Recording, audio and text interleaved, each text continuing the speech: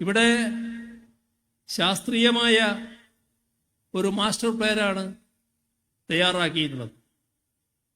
Sabari റെയിൽപാത, rope way, വിമാനത്താവളം, ഇതെല്ലാം ഇവിടെ യാഥാർത്ഥ്യമാകാൻ പോവുകയാണ്. 2026 സ്ഥലമേറ്റെടുത്തു കഴിഞ്ഞ് വിമാനത്താവള നിർമ്മാണവുമായി ബന്ധപ്പെട്ട നടപടികളിലേക്ക് കടക്കാനാകും എന്ന് തന്നെയാണ് സർക്കാർ കരുതുന്നത്.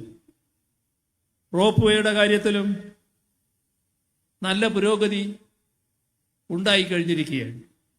ഏതാണ്ട് 2050 വരെയുള്ള വികസന സാധ്യതകൾ മുന്നിൽ കണ്ടുകൊണ്ടാണ് കാര്യങ്ങൾ നീക്കുന്നത്.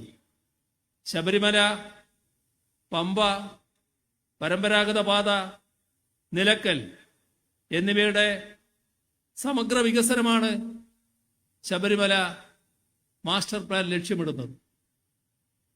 ശബരിമല സന്നിധാനത്തിന്റെ ആത്മീയവും സാംസ്കാരികവുമായ പൈതൃകത്തെ മാനിച്ചുകൊണ്ടാണ് ലേഔട്ട് പ്ലാൻ തയ്യാറാക്കിയിരിക്കുന്നത്. അതോടൊപ്പം സുരക്ഷയും സൗന്ദര്യാത്മക മെച്ചപ്പെടുത്തലുകളും ലേഔട്ട് പ്ലാൻ ഉറപ്പാക്കുന്നുണ്ട്.